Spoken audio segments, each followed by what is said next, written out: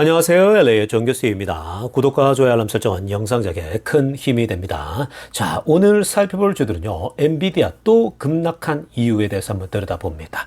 자, 그리고 테슬라 이것을 주목하라 하는 주도 알아보고요. 자, 그리고 애플이 인공지능에 대규모 투자를 계획한다는 소식이 알려지고 있습니다. 자, 그 외 테슬라 소식과 미국의 매크로 상황도로 살펴보시간 갖도록 합니다. 자, 우리 먼저요. 전체적인 미국 주식시장 흐름부터 살펴보고 가겠습니다. 맵을 다 같이 보시게 되면요. 자, 오늘 미국 시장을 한마디로 정리하자면요. 엔비디아만 폭락을 했다. 이렇게 정리해 볼 수 있겠습니다. 자, 지금 어저께 이어서요. 엔비디아가 또 폭락을 했거든요. 5.84% 빠지고 있는 상황인데, 자, 이따가 이 엔비디아 문제 한번 다뤄보고요. 자, 지금 우리 마소부터 좀 보면요. 0.59 플러스 오늘 상승, 애플 1.60. 자, 애플은 이따가 또 들여다보겠지만 인공지능 투자를 한다는 얘기에 또 반등했습니다. 자, 그리고 구글 보세요. 1.26 오늘 빠졌고요. 자, 그리고 메타 0.08 상승했고 오늘 엔비디아가 5.84 오늘 엔비디아가 가장 또 어제에 충격을 받는 모습입니다. 아마존 0.19, 테슬라 0.43%.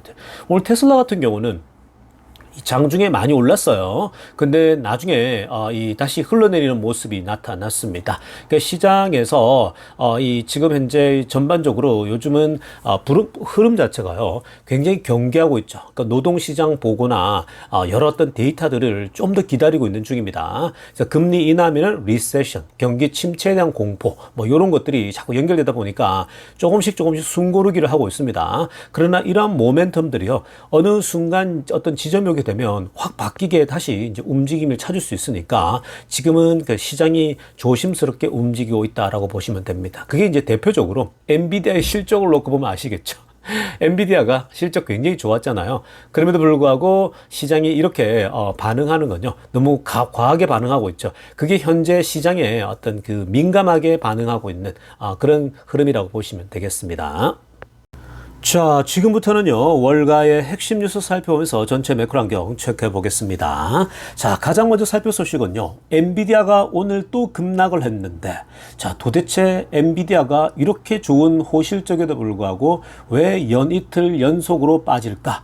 좋은 실적인데 이틀 연속 빠진다. 말도 안 되는 일이 일어나고 있는 거죠. 자, 그렇다면 왜 투자자들은 지금 이 시점에 이렇게 좋은 호실적에도 불구하고 이 엔비디아 주가를 떨어뜨리고 있는가? 자, 그 이유가요. 자, 이게 가장 지금 적당한 이유, 가장 합당한 이유라고 보시면 될 텐데요. 일단 기본적으로 엔비디아의 매출 성장률입니다. 엔비디아의 성장률이 줄어들 것이다라는 예측입니다. 그러니까 엔비디아가 이번에 실적한 발표 내용도 호실적이지만 지난번 대비 확실히 성장성이 떨어졌다라고 판단하는 겁니다. 그리고 앞으로도 성장성이 줄어들 것이다라는 예측 속에서 자, 그러니까 이 성장성이 줄어들 것이라는 예측 속에서 주가가 지금 현재 밀리고 있다라고 보시면 되는 겁니다. 왼쪽에 차트를 보시면요. 그것을 확연하게 우리가 볼 수 있는데요. 자, 왼쪽 차트 보시면 차트의 타이틀 보세요. 이게 엔비디아의 revenue growth죠. 그러니까 매출 성장성이거든요. 근데 이 지금 엔비디아의 성장률이 slow down 해지고 있다라는 거예요. 자, 먼저 빨간색으로 체크된 거 보세요. 빨간색 동그라미 친 부분이 이번에 이제 성장률이거든요. 그러니까 전년도 대비 1년 전 year over year입니다. 전년도 대비 매출 성장률을 보니까 122%였어요. 이번에 전년 대비 122% 성장한 거거든요. 여러분, 122% 성장은요, 매그니피센트 7 중에 어떤 회사도 지금 할 수 없는 지금 현재 성장률이에요. 정말 압도적인 성장률입니다. 이거 자체만으로도요, 주가는 더 올라가도 상관이 없는 거예요. 그런데 왜 엔비디아는 이렇게 어마어마한 성적을 내고서도 또 떨어지느냐, 주가가. 자, 그게 바로 전년도, 지난번 쿼터를 보십시오. 지난번 쿼터 보면 빨간색으로 제가 화살표로 내리막길을 했는데, 그 전에 보면요, 262.1% 성장했습니다. 그러니까 전분기가 262% 성장했죠. 그리고 그 전에는요 265%나 성장한 겁니다. 어마무시하죠. 그리고 그 전에도 보십시오. 지금 3분기 연속 그 전에는 200% 이상씩 성장을 보여준 겁니다. 그러니까 이렇게 전년도 대비 성장성이 폭발적이다 보니까 자, 이번에 그 성장률이 1년 전 대비 122%인데도 불구하고 뭔가 아쉬워 보이는 거예요. 뭔가 허전해 보인다라는 겁니다. 이 122% 성장이라고 하는 건요, 전년도 대비 2배 이상 성장한 건데, 이거는 사실 지금 이 나스닥 기업들 중에서도 어떤 회사도 할 수 없는 그런 기록이거든요.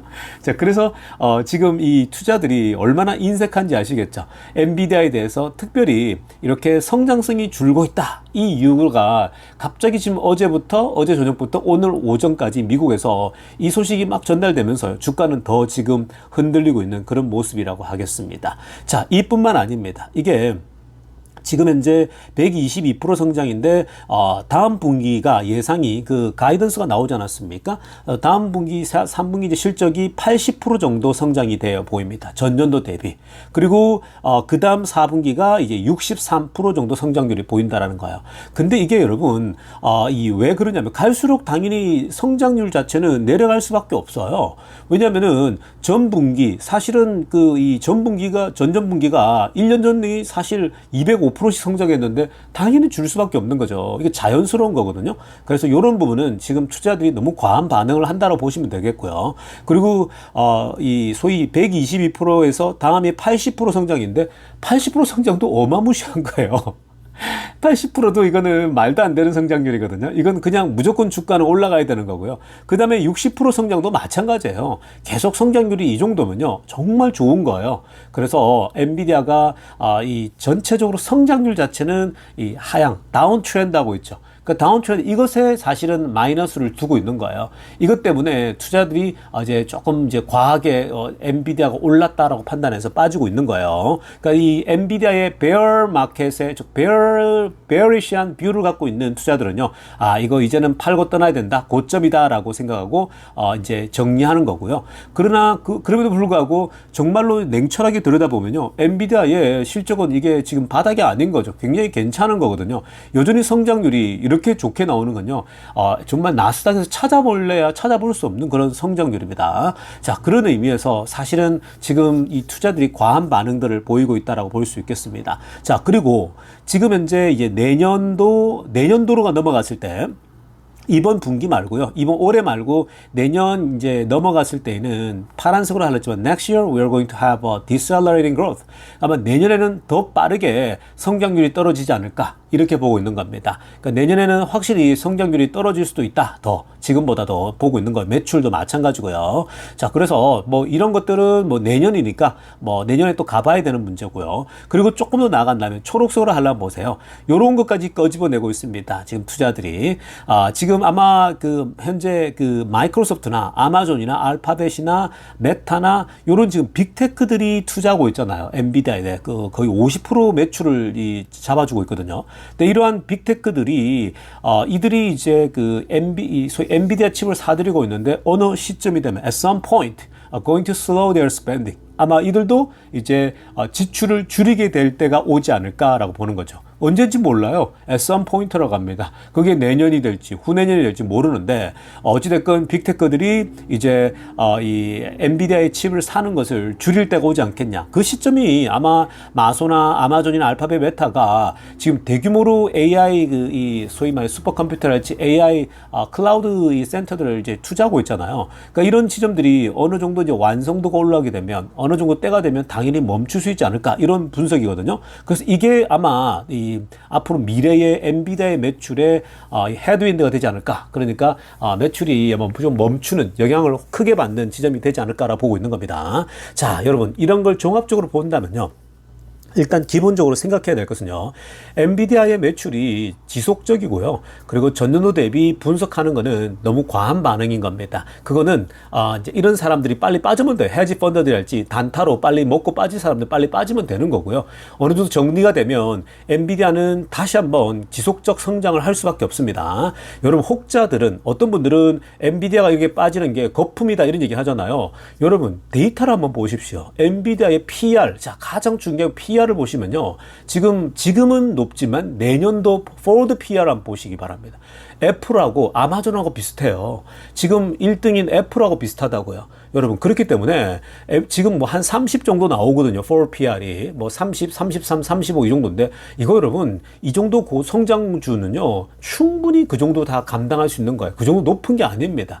지금 뭐 아마존, 애플, 이런 그 빅테크들이 30 정도가 다 되는데, 전혀 문제가 되는 게 아니에요. 그러니까 펀더멘탈에 하나도 문제가 없습니다. 그래서 지금 빠져주는 건요, 제가 계속 말씀드리는 말이 뭐냐면, 이번에 만약에 이렇게 빠져주면 줍줍하기 굉장히 좋은 시점이라는 거죠. 오히려 100달러 초반까지 안 밀릴 수도 있겠지만 내일부터 다시 상승할 수도 있습니다. 근데 어찌됐건 빠져준다면요, 조금씩 이때 차라리 더 담아두는 게 훨씬 낫겠죠. 이렇게 되면 지금 성장률은요, 이미 100%, 80%, 네, 계속 이렇게 이 성장성이 있기 때문에 주가는요, 계속 오를 수밖에 없고, 특히나 이번에 또, 이 50 빌리언 달러치의 또 바이백을 하기로 했잖아요. 자사주 매입을 하기로 했거든요. 엄청난 겁니다. 그러니까 가치는 올라갈 수밖에 없죠. 그래서 지금 여러분, 엔비디아의 지금 이 갑자기 떨어지고 하는 거는요, 그냥 이 시장이 그동안 엔비디아가 너무 많이 올랐기 때문에 이런 헤지 펀드들 중에 이제 다른 걸 찾는, 그리고 이런 이제 성장성이 본인들이 바랄 때에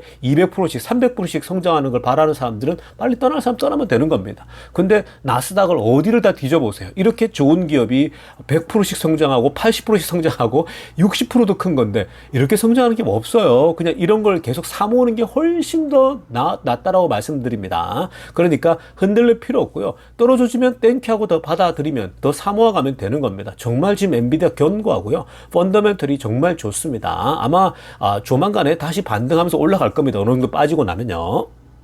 자, 이어서 살펴볼 소식은요, 지금 유럽의 최강자죠, 독일의 인플레이션도요, 아주 서프라이즈가 지금 나오고 있습니다. 타이틀에도 나오지만요, Surprise dropped 2% in August입니다. 8월달 데이터가 지금 예비적으로 나왔어요. 내일 확실한 이제 컨펌이 될 텐데, 오늘 이 하루 전날 예비적으로 나온 데이터를 보니까 2%까지 물가가 떨어졌다라고 합니다. 자, 이거 굉장하죠. 지금 미국도 여러 지표에서 2% 후반대까지 내려오고 있고, 지금 이 유럽의 강점에 써 있는, 최정점에 서 있는 이 German, 독일마저도 2%대 물가가 내려왔습니다. 자, 이렇게 되니까 지금 이 물가가 2%대니까 현재 유럽 중앙은행이 금리 인하를 이 9월 달에 이제 강하게 이제 추가적으로 해야 될 것이다, 이런 얘기 당연히 나오고 있죠. 지금 여러분, 원래 예측치가요, 핑크빛으로 하라 됐지만 2.3% 예상했습니다. 자, 그런데 2.3%보다 더 낮아요.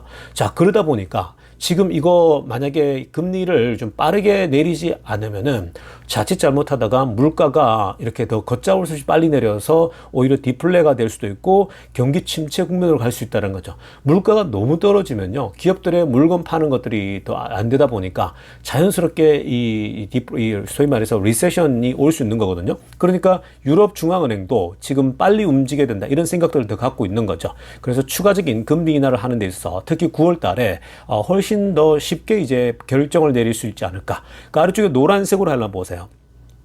Fading inflationary pressure combined with fading growth momentum입니다. 자, 이게 정확한 표현이거든요. 그러니까 지금 인플레이션이 압력이 점점 더 사그라들고 있죠. 그러니까 물가 상승 압력이 줄어들고 있는 대신에 동시에 이게 줄어들면 뭐가 됩니까? 성장 모멘텀이 줄어드는 거예요. Fading growth momentum이죠. 그러니까 지금 각국의 중앙은행들은요, 항상 이 두 가지를 고려해야 됩니다. 성장성을 놓쳐서도 안 되고, 그렇다고 해서 물가도 잡는 걸 놓쳐서도 안 되는 거예요. 근데 이 두 개는 상극이에요. 이 두 개는 완전 반대로 움직입니다. 근데 지금까지는 항상 극단적이었어요. 어느 하나가 깨져야 어느 하나가 올라가고, 어느 하나가 또 깨져야 약해져야 또 다른 게 올라가고, 이런 게 항상 반복적이었거든요. 근데 이번에는 이상하리만큼요, 이 각국들이 이 데이터들, 정보들이 빨라서 그런지 굉장히 준비들을 잘하고 있습니다. 그러니까 아주 적절하게 움직여가고 있고, 경제가 폭망하지 않도록요, 잘 이렇게 막아가면서 가고 있거든요. 이게 지금 전 세계가 이 데이터, 소위 말해 정보 공유가 굉장히 잘 돼요. 이전에 비해서요. 옛날에는요, 이 닷컴 버블이랄지 미국의 2008년 금융위기랄지, 이때는 정보가 아예 공개가 안 됐죠. 이때는 뭐 그냥 자기들끼리 그냥 숙덕숙덕거리고 폭발해보게 끝나버리는 거거든요. 근데 지금은 사실 미국도 금융위기 이후에는요, 굉장히 이런 부분을 디테일하게 섬세하게 은행권들의 부패나 타락을 보고 있다 보니까 이게 이제 급격한 붕괴가 잘 오지 않는 않는 거죠. 그런 걸 잘 관찰하면서 잘 막으면서 인플레는 잡아가는 그런 흐름을 가고 있거든요. 그래서 이번에 이렇게 이제 독일도 2%대 진입하고 미국도 지금 현재 빠르게 더 내려가게 됐을 때에 자, 금리가 이제 아무래도 이제 당연히 9월부터가 내려가지 않습니까? 요런 금리가 이렇게 천천히 내려간다라고 하는 거죠. 그러니까 이 뭐 빅 스텝이냐 베이비 스텝이냐 그렇게 중요하지 않아요. 일단은 이제 9월부터 내리기 시작하잖아요. 그러면 이런 데이터들을 봐가면서 이 연준이 빠르게 움직일 거거든요. 그렇게 내려가게 되면 경제도 다시 당장은 아니더라도요. 이게 서서히 회복 국면 들어올 수 있습니다. 일단 금리가 내리면요. 벌써 지금 금리가 내린다니까 미국의 모기지 금리랄지 부동산 시장이 조금씩 좀 움직이려고 하는데 여전히 부동산 시장 지금 찬바람이거든요. 왜냐하면 아직도 높은 금리에 집을 살 사람이 없어요. 더군다나 앞으로 추가적으로 금리가 내려갈 거다라고 판단하니까 지금 더 나서기보단 좀 기다렸다가 살려고 하는 사람들이 많겠죠. 그래서 지금 올해 말에 살 바에는 내년에 사면은 더 금리가 내려가지 않을까. 요런 지금 전망들이 있다 보니까 당연히 매수자들이 그러면 내년에 차라리 사지. 요렇게 미루는 현상이 나타나는 겁니다. 자, 그래서 요런 지점들도 굉장히 재미나게 흘러가고 있으니까 지속적으로 보고 일단 고무적인 것은요. 미국, 이 북미를 대표하는 미국과 그리고 유럽을 대표하는 이 독일이 2%대 진입하고 있다. 인플레가. 자, 이제 내려올 만큼 다 내려왔고 이제는 정말 이 터닝 포인트가 오고 있다. 라고 보시면 되겠습니다.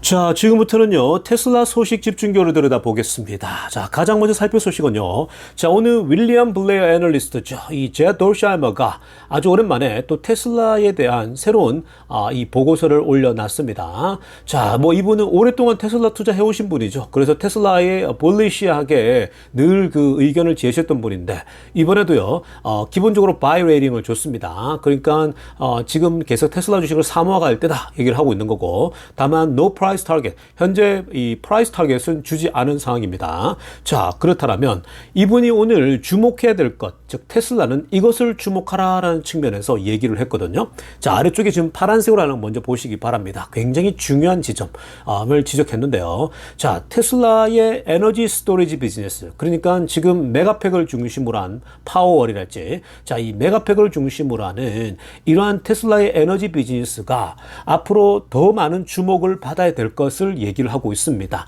뭐 실제로 지금 테슬라의 그 비즈니스가 지난 분기 대비 2배씩 뛰면서 자, 굉장히 주목을 받았는데 앞으로 더 get more attention이라고 합니다. 그러니까 전기차 판매가 조금 이 성장률 자체가 조금은 완화되고 있지만 약해지지만 대신에 에너지의 성장률을 주목해야 된다는 거거든요. 자, 여기서 한 가지 그냥 이 추가적으로 얘기하자면요. 여러분, 자동차 판매라고 하는 건요.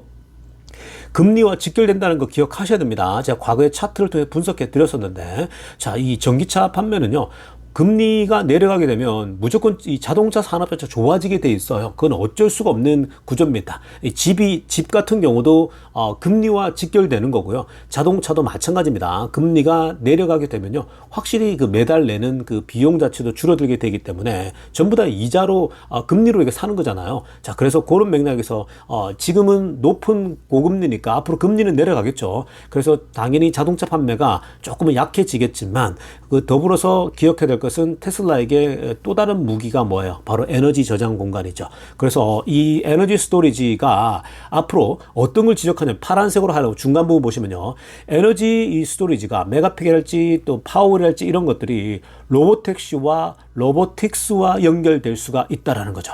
자, 이거는 아무도 생각을 하지 않았잖아요. 근데 로보택시, 앞으로 로보택시가 많이 중요하지 않습니까? 여기에 로보틱스, 로봇까지 하고 있지 않습니까? 이게 이제 결국 하나인데, 자, 결국은 로보틱스와 로보택시가 에너지 스토리지와 이게 연결이 된다면 엄청난 시너지가 나타날 거라는 거죠. 지금 이 로보택시와 로보틱스, 로봇 자체는 테슬라가 계속 하고 있는 사업이잖아요. 그러니까 앞으로 에너지 사업과 로보택시와 로보틱스는 뭐 이 엄청난 시너지를 낼 거라는데, 결국 이러한 이 테슬라가 하고 있는 사업들이 미래의 애플리스 그죠. 그러니까 애플의 지금 현재 이코시스템처럼 애플과 같은 그러한 에너지 생태계를 만들어낼 거라는 거예요. 그러니까 지금 테슬라가 하고 있는 에너지 저장 공간 이 사업이 점점 커지고 있는데, 이거 단순히 많은 나라들의 에너지를 세이빙하고 에너지가 위기일 때에 공급할 수 있는 엄청난 역할을 하고 있지만, 더 큰 그림을 봤을 때에 이 테슬라가 꿈꾸고 있는 하드웨어와 소프트웨어 사이에 이 아주 절묘한 어떤 생태계를 구성할 거라는 거죠. 지금 애플이 이렇게 오랫동안 계속 왕국을 유지하는 게 애플의 생태계 때문입니다. 들어오게 되면요, 빠져나갈 수가 없죠. 애플 핸드폰에 들어와서 애플 스토어와 애플에 이미 이 세계에 들어와 버리면요, 이거 쉽게 못 빠져나갑니다. 워낙 이 안에 생태계가 강력하기 때문에 그렇죠. 마찬가지입니다. 테슬라가 지금 이 앞으로 자동차를 하고 있죠. 로봇택시도 하고 있죠. 로봇도 하고 있습니다. 여러분, 여기서 지금 이 로봇택시와 로봇이 테슬라 에너지와 연결된다? 이게 여러분, 이게 여러분들이 쉽게 상상하기 어렵겠지만 로봇택시도요, 계속 이 돌아가는 거잖아요. 배터리를 충전해서 가는 거예요. 그러니까 결국 이 계속 충전되어지는 것들이 그 낮에 결국은 에너지가 특히 이제 저녁 같은 경우는 에너지 자체가 저렴하잖아요. 그때 이제 충전을 시켜놓고 그것이 이제 낮에 아주 비싸게 거래될 때에 쓸 수 있는 거거든요. 그래서 이제 테슬라의 그 에너지 공간이 파워월이랄지 메가픽이랄지 그래서 사실은 굉장히 그 에너지를 효율적으로 쓰고 비용을 절감시킬 수 있는, 남는 거는 또 팔 수가 있는 그런 에너지 시스템 구축하고 있거든요. 그 로봇택시도 앞으로 얼마나 많이 운영되겠습니까? 그럼 전부 다 로봇택시는요, 이 막 곳곳에 움직일 때에 전부 다 충전하면서 가는 거거든요. 그래서 이 에너지 저장 공간이 필요한 거고, 로봇도 마찬가지죠. 여러분, 로봇도 다 충전으로 하는 거잖아요. 이 전기 에너지를 충전해 가지고요. 그러니까 여러분 핸드폰을 충전하거나 집에서 이 청소기를 충전하는 거 다 에너지 충전하는 거잖아요. 결국은 이것도 전부 다가 테슬라의 에너지 시스템과 생태계를 구성할 거라는 거죠. 그래서 집이나 유틸리티나 비즈니스 모든 영역에서 테슬라 소프트웨어가 가동되는데 여기에 테슬라의 하드웨어가 연결되겠죠. 자동차, 로봇택시, 로봇 모든 게 하나로 연결되어지는 거예요.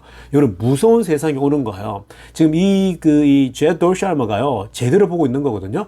여러분, 이런 생태계가 오게 되면요, 테슬라의 제국이 무지막지해질 겁니다. 그러니까 여러분들이 이렇게 테슬라가 구성해 가고 있는 테슬라만의 생태계, 이런 걸 꿈꾸시면요, 테슬라 투자가 즐겁습니다. 미래를 상상해 볼 때요, 정말 어마어마한 시대가 오고 있구나. 이걸 동시에 하고 있는 회사가 없다고요, 여러분.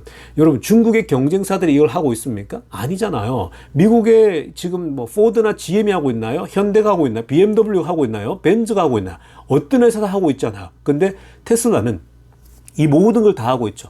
중국에서 뭐 테슬라와 소위 말해서 자율주행으로 맞짱을 뜨겠다, 경쟁하겠다, 그래서 본인들의 그 현재 바이두랄지, 화웨이랄지 이걸 중심으로 다 모여야 된다, 이런 얘기를 하고 있지만, 그러나 여러분, 그것도 자율주행에서 경쟁하는 거잖아요. 근데 에너지 쪽은요, 에너지 저장 쪽은 테슬라만의 독보적이거든요. 그러니까 그런 걸 안 갖고 있거든요. 그러니까 지금 포드나 GM이나 전 세계 이 테슬라와 경쟁할 수 있는 회사들이요, 이 모든 걸 다 하고 있는 회사가 아무도 없다고요. 근데 테슬라 이거 모든 걸 다 하고 있어요.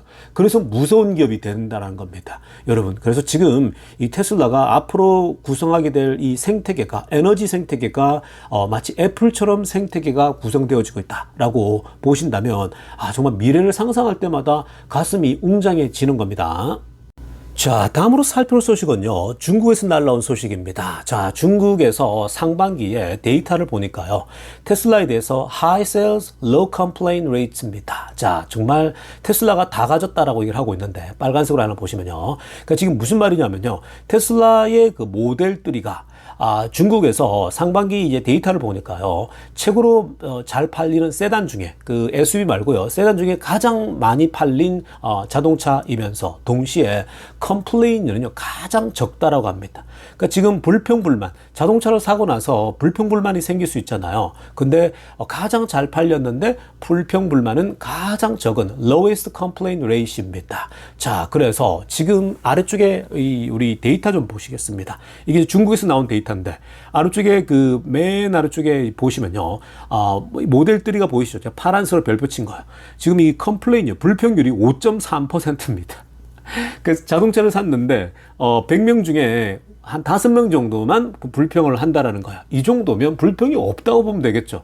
그러니까 이 정도는 여러분, 어떤 걸 하더라도, 아니 우리가 사람을 보더라도요, 어떤 조직을 이끌더라도 모든 사람이 여러분들을 좋아하지 않잖아요.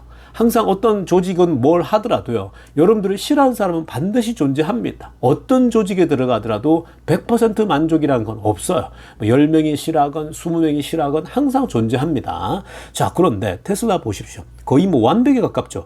5.3%만 테슬라에 대해 불평했다라는 거예요. 100명 중에 5명 정도. 근데 지금 여러분 중국에서 판매되어지고 있는 다른 회사들 거 보세요. 뭐 지금 보시면 저 위에 91.6% 샀는데 중국 전기차를 샀는데 91.6%가 컴플레인을 합니다. 샀더니 속았다라는 거예요. 이쯤 되면 속은 거죠. 이쯤 되면 거의 사기 수준입니다. 중국 전기차 중에 이런 사기 레벨에 있는 것들이 있겠죠. 막 찍어내는데 여러분 어떻게 컴플레인이 안 생기겠습니까? 10,000불짜리, 20,000불짜리 뭐 싼 게 많을 거 아니에요. 여러분 싼 만큼 중국이 막 찍어내고 있거든요. 뭐 배터리 뭐 문제가 정말 많을 거예요. 우리는 알 수가 없겠죠. 중국 안에서 지금 중국 사람들이 어떻게 느끼는지 우리가 일일이 다 볼 수가 없잖아요. 그러니까 지금 여러분 이 중국 안에서 나온 데이터를 보게 되면 이렇게 지금 상태들이 안 좋은 것들이 굉장히 많죠.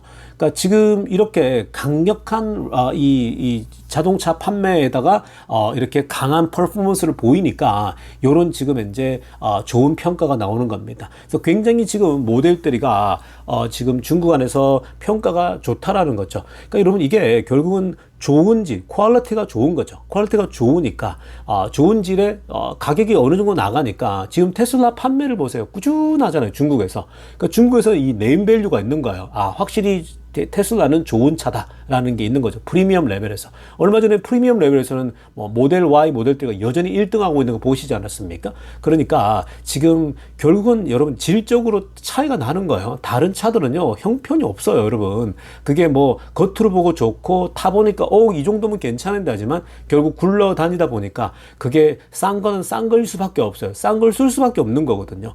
그래서 그런 부분들을 참고한다면요, 테슬라가 아직도 질적으로 가장 좋구나라고 보고, 그리고 여기에 이제 자율주행이 되어지면 이건 게임이 그냥 끝나는 거죠. 그래서 그런 맥락으로 테슬라를 지금 계속 바라보시면 되겠습니다. 자, 우리 오랜만에 이 스타링크 소식 좀 보겠습니다. 자, 지금 데이터 보세요. 스페이스X 스타링크가 빨간색으로 하려고 보시면요, 무려 105개국에 진출해 있습니다.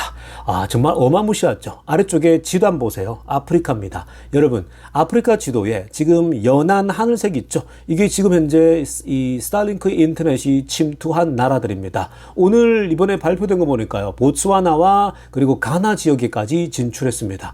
그러니까 이게 지금 아프리카 지역에 인터넷이 제대로 공급되지 않는 지역이 굉장히 많죠. 그래서 과거에 이 페이스북의 그 CEO죠, 마크 주커버그도요, 아프리카에 인터넷이 공급된다면 본인들의 페이스북 진출도 좋아지고 막 그렇잖아요. 그래서 어떻게 할까라면서 그때 굉장히 많은 아이디어들이 나왔었거든요. 2020년도와 21년도 이때에 어떤 얘기가 나왔냐면요, 아프리카에다가 애드블룬을 띄우는 거죠. 큰 풍선을 띄워가지고 큰 풍선에다가 기지국을 연결해서, 자, 그러면 그 기지국이 닿는 데까지 이 인터넷이 제공되게 하자, 뭐 이런 지금 전략을 막 쓰고 그랬거든요. 근데 그게 이제 한계가 있잖아요. 어떻게 계속 애드블룬을 띄우고 있겠습니까? 어떻게 풍선을 계속 띄워놓고 있겠습니까? 그게 이제 쉽지 않잖아요. 자, 그래서 물리적인 한계들이 여전히 존재할 수밖에 없었던 거거든요. 자, 그리고 뭐 여러 가지 전략들이 있었습니다. 근데 아프리카 대륙 자체가 워낙 넓고 사막지대가 있고, 그리고 이게 쉽지가 않아요. 뭐 재정적으로 그런 기지국을 다 설치한다라는 게요.